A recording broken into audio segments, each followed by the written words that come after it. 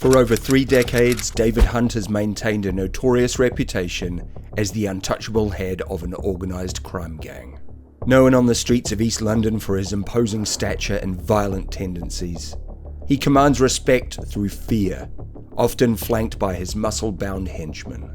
Welcome back to Crime Chronicles. Stay tuned as we look at the life of violent UK gangster David Hunt, and how his connections have ensured he has never been brought to justice. Among those familiar with the world of crime, Hunt is referred to as Long Fella, a nod to his towering 6'5" presence. He was a close friend of the late Reggie Kray, one of London's most infamous gangsters, who held Hunt in high regard.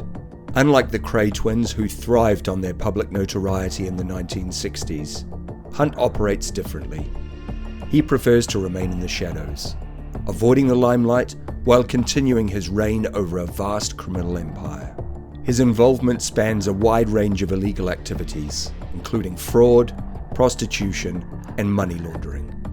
Over the years, Hunt's penchant for extreme violence has effectively silenced opposition, making even law enforcement wary of crossing him. Many in the police force have considered him too big to bring down, a criminal whose reach and influence make him almost immune to justice. Hunt's name surfaced dramatically in 2013 when a landmark High Court ruling revealed his true identity as a crime lord.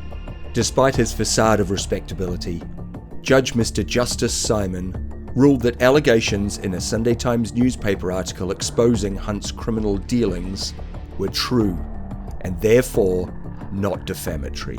The ruling was a significant blow to Hunt and his legal team, which included Hugh Tomlinson QC, a prominent figure in the Hacked Off campaign, which seeks to impose statutory controls on the press.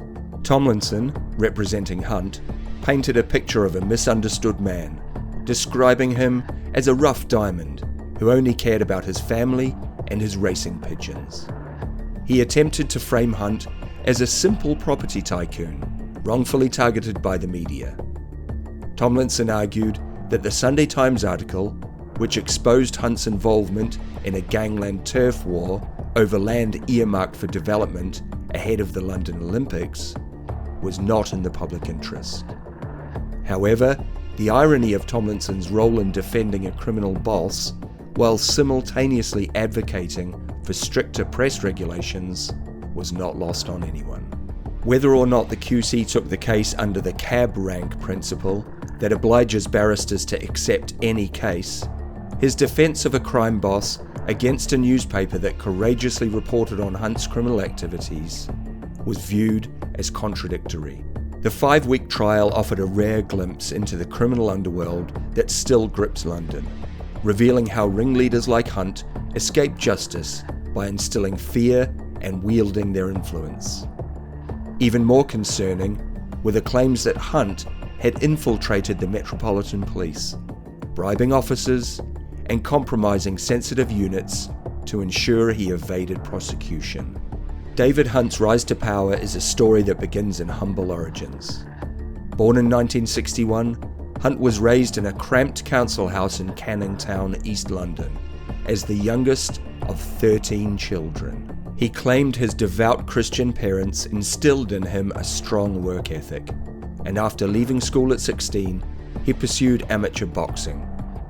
Known as a ferocious fighter, Hunt soon earned a reputation as someone not to be crossed.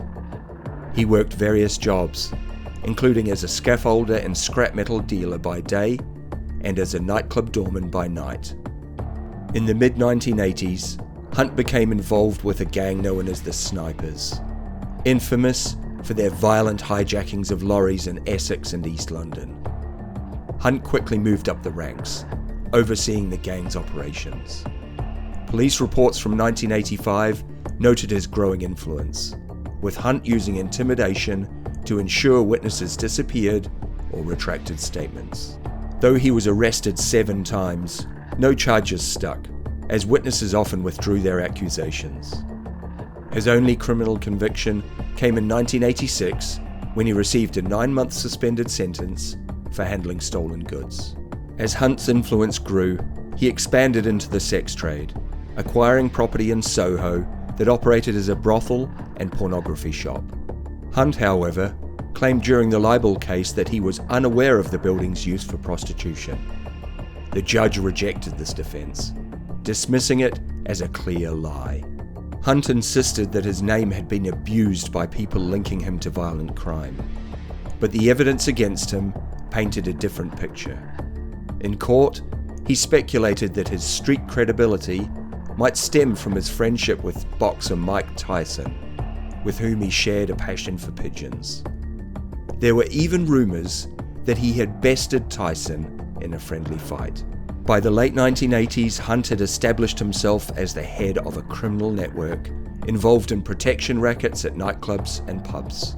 Despite his claims to be a humble scaffolder, Hunt was living in a £600,000 7-bedroom mansion in Bishop Stortford, complete with a swimming pool, tennis court, gym, and guard dogs.